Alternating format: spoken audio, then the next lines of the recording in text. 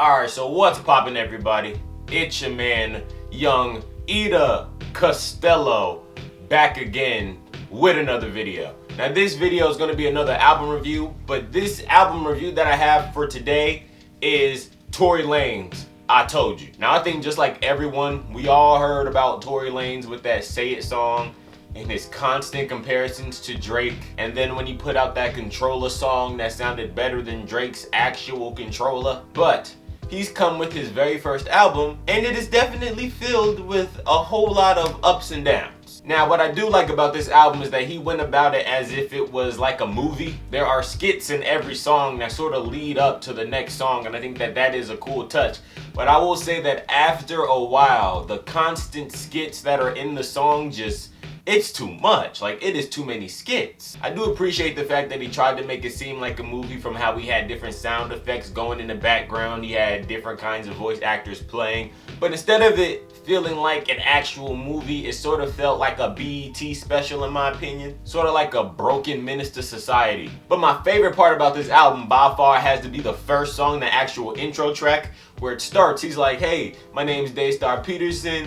This takes place at this time. This is my story. And then it kind of starts off as some lady, maybe the guardian at his time after he lost his mom, who is keeping him, is screaming at this man saying, yo, you don't got a job. What are you doing? You need to go. You need to go. And then as she's saying that, the music is kind of leading up and kind of getting more intense and suspenseful as it goes. And then that beat drops. And Tory Lanez talking about how he got kicked out the place, how he had to find his own way, how he had to learn how to eat. And then the chorus of it all is like, I told you all, because that's pretty much the name of the album. Pretty much saying, I told you. Everyone who said that I wasn't gonna do this, I'm finally doing it, and I told you. So I think that that's cool. But I do wanna go in a little bit of Tory Lanez's rap ability, because I think that Tory Lanez is a much better rapper than he is a singer. And not saying that he's a bad singer, he's a pretty good singer as well. But I feel like people definitely do sleep on this man's rap skills,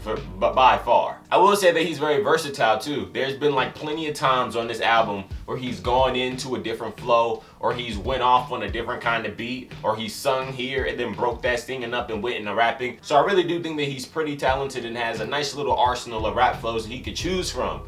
But the big problem with Tory Lanez is that Tory Lanez doesn't have a Tory Lanez style. Tory Lanez on one song can sound like Fetty Wap, then on one song he can sound like Bryson Tiller, then on another song he'll sound like Drake.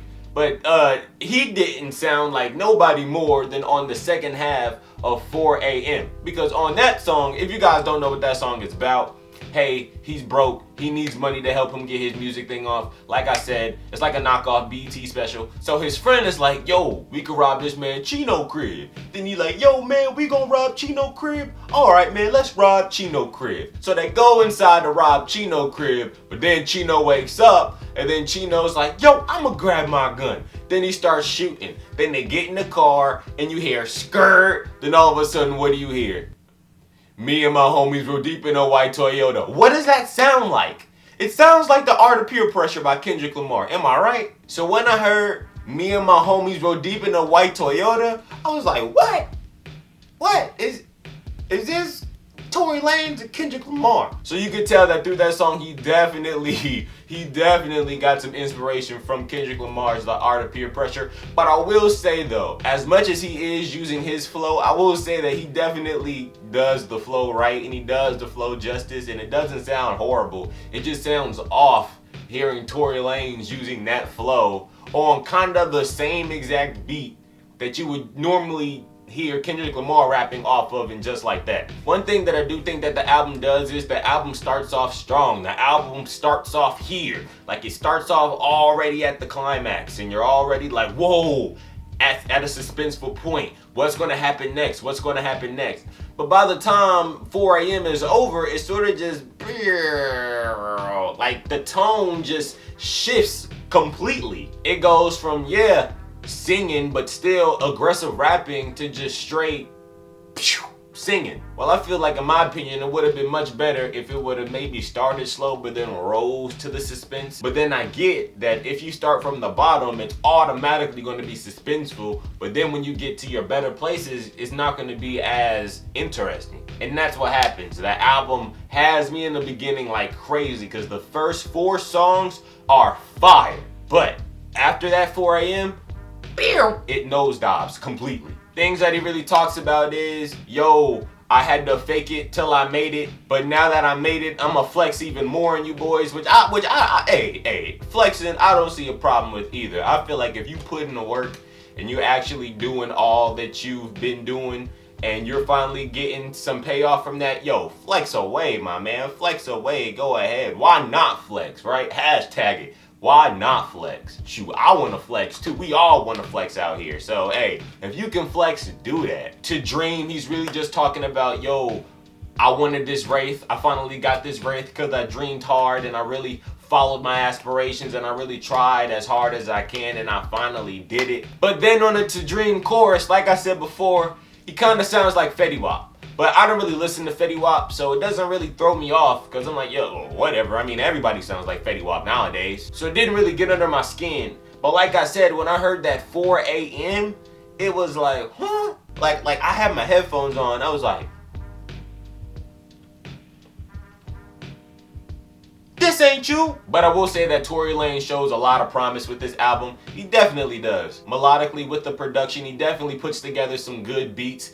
But I just feel like the tempo starts off here and then goes down here. That's what really kills the album. And also, Tory Lanez with the, not really having his own style. But I guess over time, as you really start to do it more and more and more, you'll start to develop your own sound. So you can't really get on him too much for that. But I do feel like this album is okay. I'm pretty indifferent on it. Has some good tracks here and there, but then again, it nosedives. So if I was to give this a rating, I'd have to give it a 6. That's pretty much the best I have for this album. It starts off great.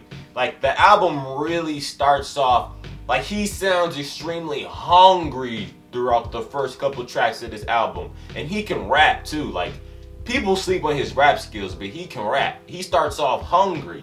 But then it just goes down. The hunger dies down. But I do feel like he shows a lot of promise. He's very talented, so I give him all of that. But that was my review of Tory Lanez, I Told You, which is a great name, by the way. How do you guys like the album? Did you love it? Did you hate it? Put that in that comment section down below. I really do appreciate you guys watching as always. Thank you guys as always for the love. But without further ado, I'll be back soon, but I gotta say, hey, blessings, blessings, blessings, and Chris out.